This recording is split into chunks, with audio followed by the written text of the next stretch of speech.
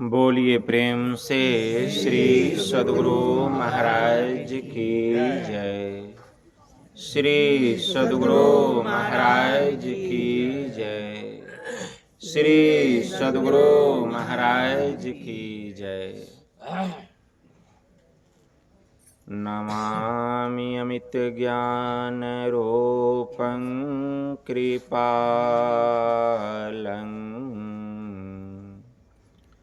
अगम बोधदाता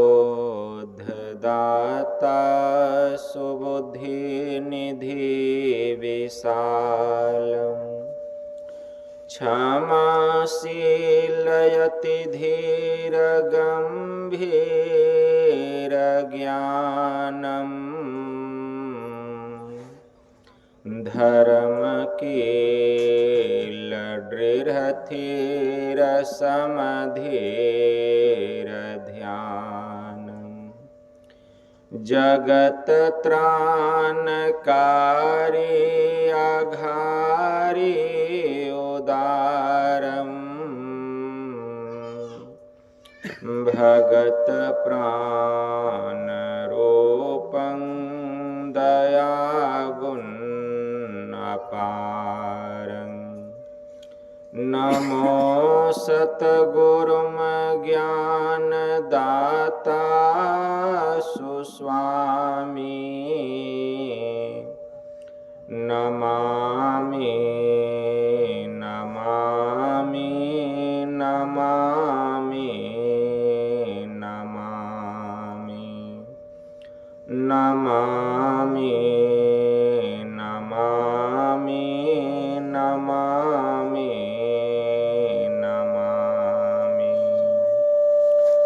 महाराज सद्गुरु है राजन को राजा है जिनकी कृपा से सरे सर्व काजा भने में ही सोई परम गुरु नमामि नमामि नमामि नमामि नमामि नमामि नमामि नमामि नमामि। श्री सद्गुरु महाराज की जय।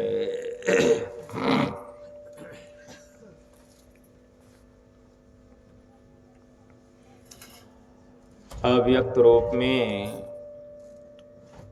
परमाराध्य संत सद्गुरु महाराज के पावन कमल चरणों में बारंबार नमन। आदरणीय सत्संग प्रेमी गुरुजनों,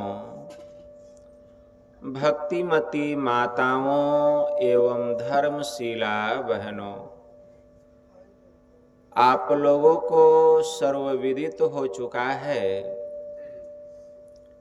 कि यह संतमत सत्संग का आयोजन हमारे श्रद्धेय उपेंद्र जी के सुपुत्र मोती कुमार का विवाह संपन्न होने के उपलक्ष्य में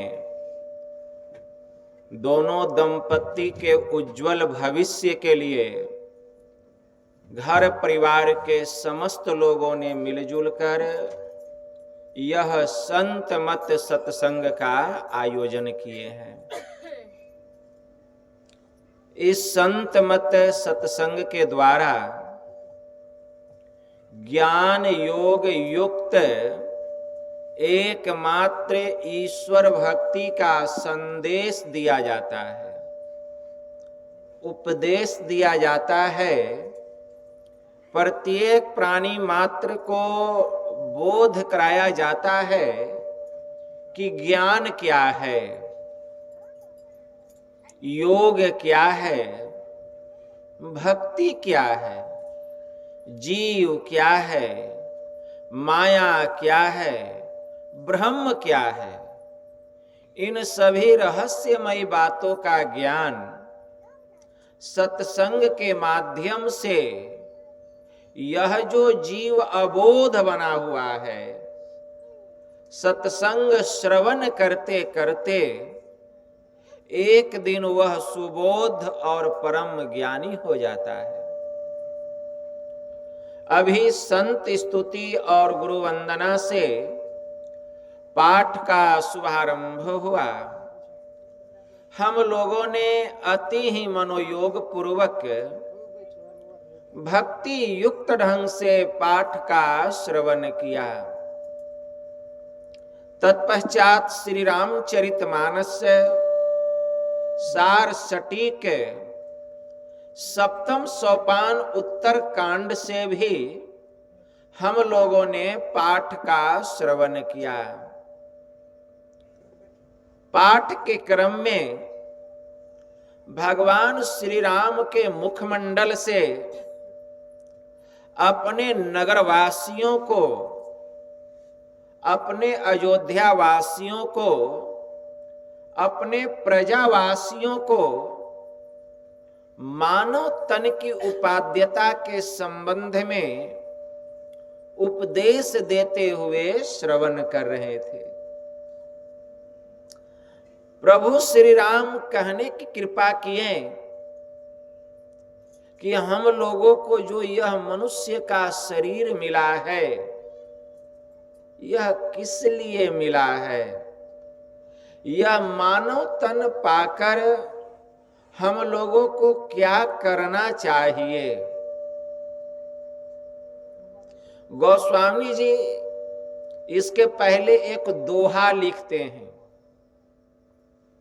जीवन मुक्त ब्रह्म पर चरित सुनहि तजि ध्यान, जे न हरि कथा करहि रति, तिनके हिये पाषाण।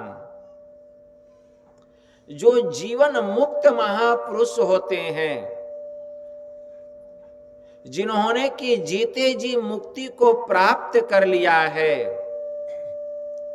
ऐसे जो ब्रह्म ज्ञानी महापुरुष होते हैं, जो ब्रह्म ज्ञान में प्रवीण होते हैं, ऐसे भी महापुरुष अगर कहीं हिमालय की कंदरा में या पर्वत की चोटी पर या समुद्र के किनारे अगर समाधि भी लगा करके बैठे हुए हैं और जहां कहीं अगर सत्संग हो रहा है, तो अपनी समाधि को त्याग कर वे सत्संग में आते हैं और संत महात्माओं के उपदेशों को श्रवण करते हैं। और अगर जो ऐसा नहीं करते हैं तो तिनके ही ये पाषाण। गोस्वामी जी ने लिखा कि उनका हृदय शिला के जैसा है, पत्थर के जैसा है। अब विचार कीजिए सत्संग का कितना महत्व है। एक बड़े उच्च कोटि के महापुरुष हो गए संत पलटू दास जी महाराज।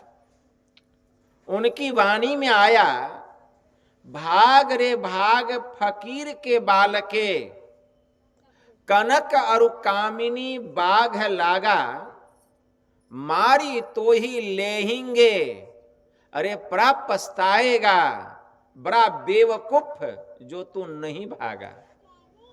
श्रृंगी ऋषियों को तो थे मारी लिए, थे जो लाख त्यागा, दास पलटू कहे, अरे बचेगा सोई, जो बैठी सत्संग दिन रह न जागा। विचार कीजिए, जो सत्संग में अपने चित्त को लगा के रखेगा, अपने मन को लगा करके रखेगा, वही यह जो महाभयंकर, यह जो आसार संसार है, वही इस दुख की नदी को पार करेगा। और नहीं तो इस भव सागर में वह डूब जाएगा। मात्र सत्संग, मात्र सत्संग। परम पूज्य साई स्वामी जी महाराज कहने की कृपा किए, सत्संग बिना सोचो मानव, जग में वह ज्ञान कहां होगा। जिस ज्ञान की छाया में जाकर अपना कल्याण महा होगा, महाकल्याण होगा।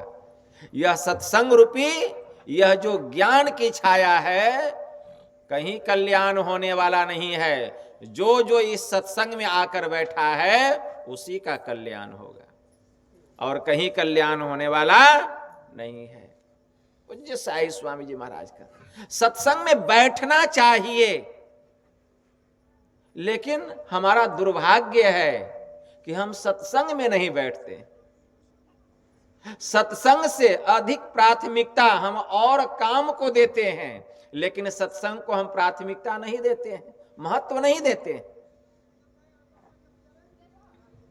जिस ज्ञान की छाया में जाकर अपना कल्याण महा होगा, यहां हम लोगों का अपना महाकल्याण होगा। क्यों? सत्संग में संत वचन रूपी ज्ञान की गंगा बहती है। अरे इसमें अवगाहन यदि न किया तो सतपथ का ज्ञान कहां होगा। सतपथ, सत का मतलब होता है परमात्मा, और पथ का मतलब होता है रास्ता। मतलब परमात्मा के पास जो जाने का रास्ता है, उस रास्ते का ज्ञान अगर कहीं होगा तो इस सत्संग में होगा। सतपथ का ज्ञान कहां होगा। मुक्ति का मार्ग भक्ति है, और जो जुक्ति बिना नहीं होती। लोग मुक्ति मुक्ति करते हैं। मुक्ति क्या है? बार बार मां के गर्भ में जो आना जाना लगा हुआ है, इससे छुटकारा प्राप्त कर लेना, इसी का नाम है मुक्ति। यह मुक्ति कैसे मिलेगी? परम पूज्य साई स्वामी जी महाराज कहते हैं, मुक्ति का मार्ग भक्ति है। अगर हम मुक्ति को पाना चाहते हैं कि इस आसार संसार में, इस जंजाल में नहीं फंसना पड़े, इस दुख की घाटी में नहीं पड़ना पड़े, तो इसके लिए हमें भक्ति करना पड़ेगा। भक्ति करना पड़ेगा। और भक्ति कौन करेगा? मनुष्य करेगा, मानव करेगा, पशु पक्षी नहीं करेगा। गाय बैल गधा कुत्ता बिल्ली बाघ शेर नहीं करेगा। भक्ति केवल मनुष्य करेगा। भक्ति केवल मनुष्य से होगा। यह मनुष्य का शरीर मिला है। कितना हम लोगों का सबसे बड़ा सौभाग्य है। भगवान श्री राम ने कहा, बड़े भाग मानुष तन पावा। बड़े भाग्य से हम लोगों को मनुष्य का शरीर मिला है, क्योंकि मानव ही एक ऐसा योनि है जिसमें सतपथ मतलब परमात्मा के पास जाने का रास्ता है, और किसी योनि में नहीं है। किसी योनि में नहीं है, केवल मनुष्य के शरीर में है। लेकिन हम इसके महत्व को नहीं समझ रहे हैं।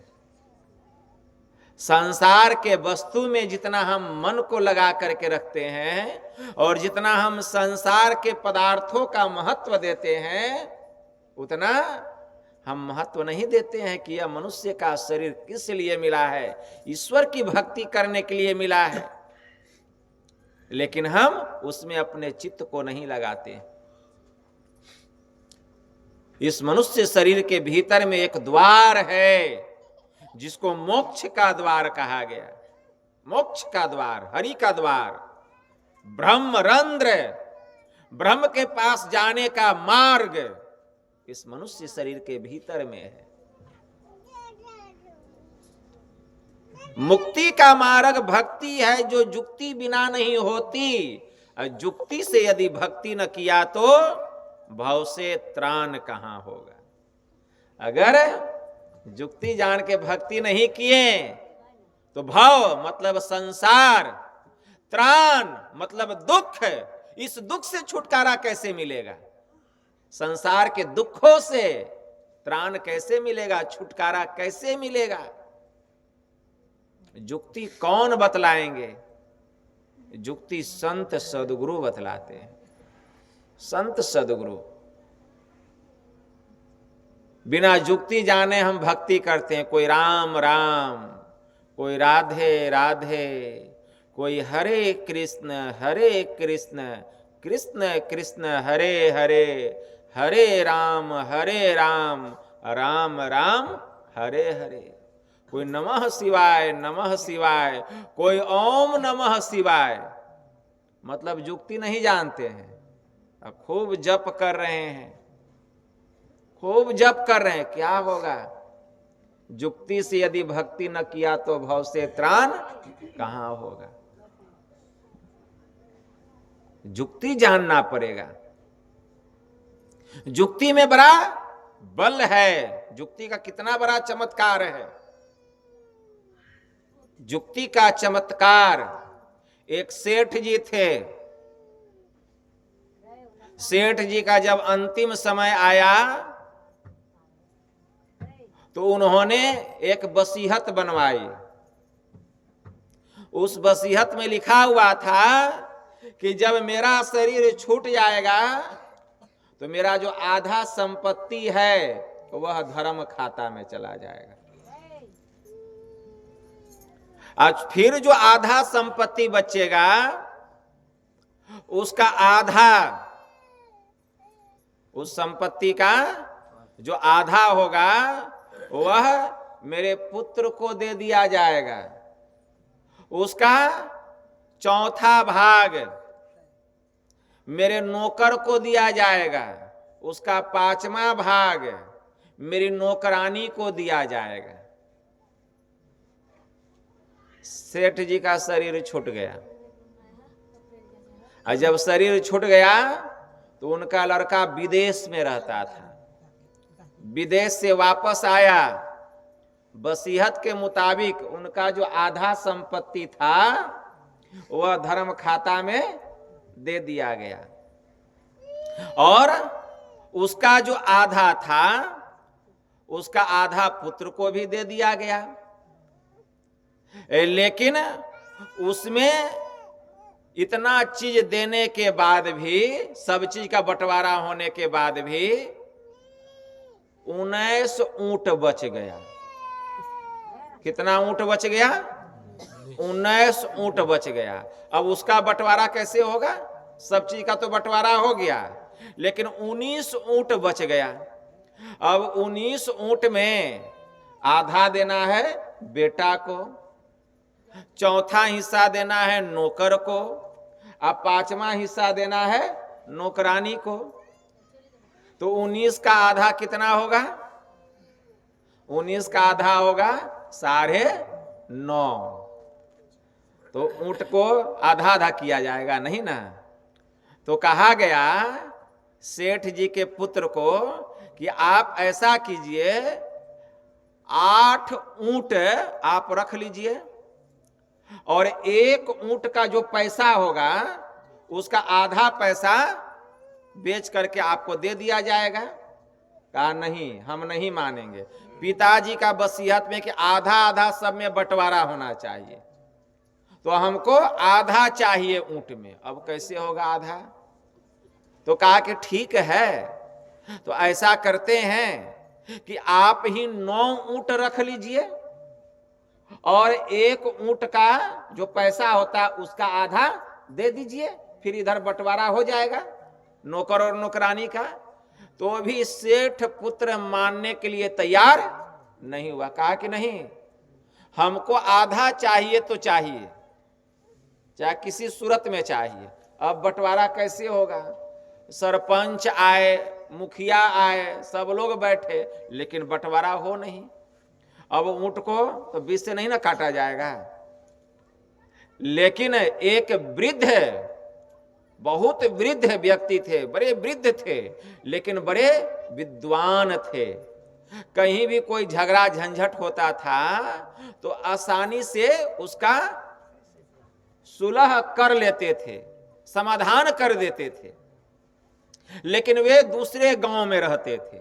तो एक व्यक्ति जाते हैं और उस वृद्ध व्यक्ति के पास जाकर के कहते हैं कि बाबा चलिए, ऐसी ऐसी बात है, 19 ऊंट बच गया है, अब आधा जो है उसको लड़का को देना है, अब 5वां हिस्सा नौकरानी को, 4था हिस्सा नौकर को, चलिए बंटवारा कर दीजिए।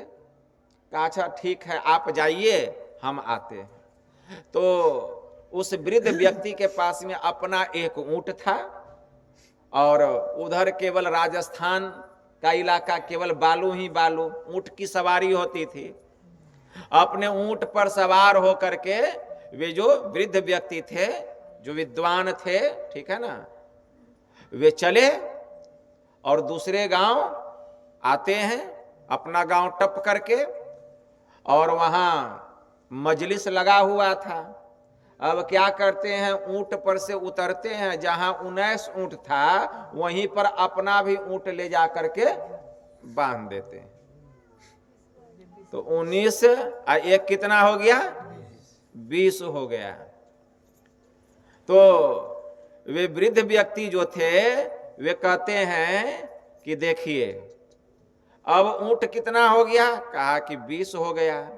कहा कि 20 तो हो गया, लेकिन एक ऊंट तो आपका ना है। कहा कि आप लोग चिंता नहीं कीजिए, मेरा ऊंट है तो मेरा ही रहेगा, ठीक है ना, लेकिन हुआ कितना, कहा 20। तो इसमें से आधा ऊंट जो है वो दे दीजिए सेठ जी के पुत्र को। तो 20 का आधा कितना हो गया, 10 ऊंट दे दिया गया सेठ जी के पुत्र को। अब 20 का चौथा हिस्सा कितना होता है, 5 चौके 20, मतलब 5 ऊंट दे दिया गया नौकर को। और 20 का 5वां हिस्सा, 4 पंचे 20, 4 ऊंट किसको देना है, नौकरानी को, 4 ऊंट नौकरानी को दे दिया गया। कहा एक ऊंट तो बचिए गया।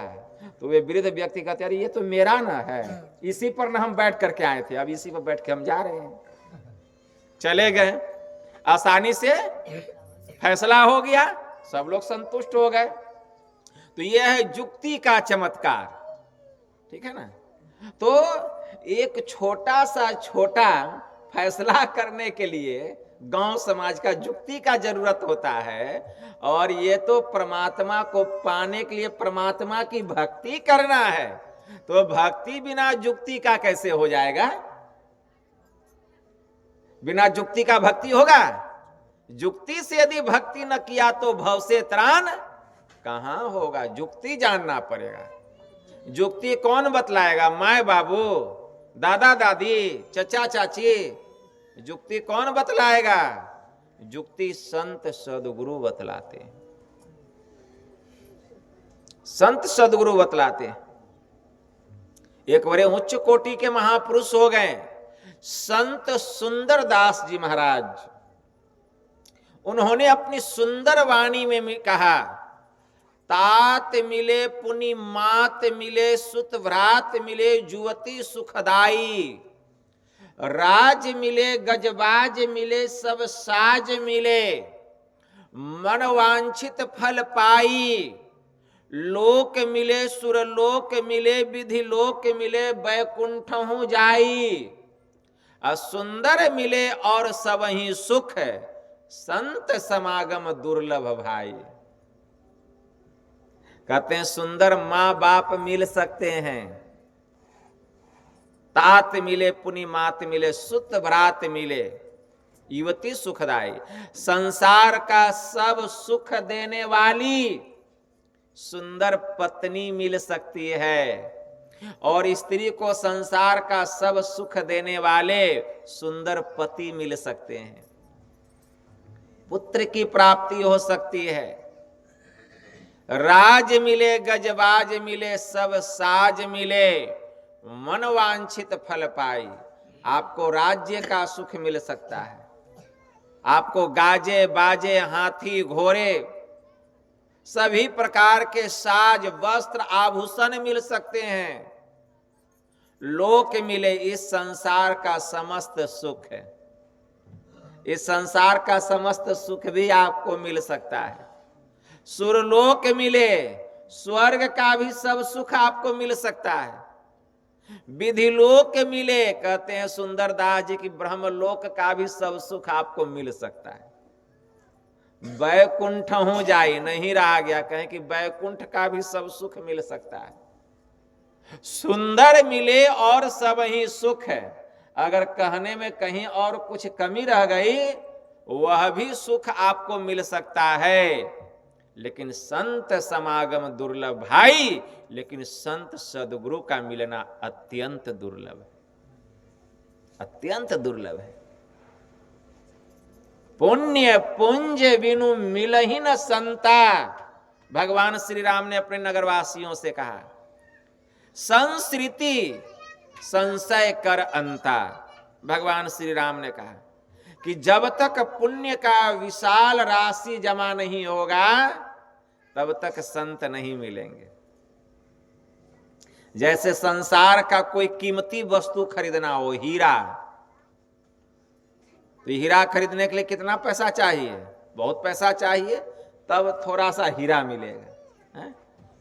लेकिन संत ये तो अनमोल हैं, इसके लिए पुण्य का पूंजी चाहिए। संसार के दौलत से संत सदगुरु नहीं मिलते हैं। कौन सा दौलत चाहिए? तो पुण्य पुंज, शुभ कर्मों का राशि चाहिए। शुभ कर्मों की राशि जब जमा हो जाएगी, पुण्य की विशाल राशि जब जमा होगी, तब संत सदगुरु मिलेंगे। लेकिन पुण्य का काम करेंगे तब ना विशाल राशि जमा होगा, पुण्य करेंगे तब ना। भगवान श्री राम ने कहा पुण्य पुंज बिनु मिलहि न संता, सत्य संगति संस्कृति कर अंता। यह जो संतों की संगति है, यह संस्कृति, संस्कृति क्या है? बार बार जन्म लेना और बार बार मरना, यही संस्कृति है। इस दुखों से अगर हम छुटकारा पाना चाहते हैं तो हमें संतों के शरण में जाना पड़ेगा, संतों के शरण में जाना पड़ेगा। भगवान महायोगेश्वर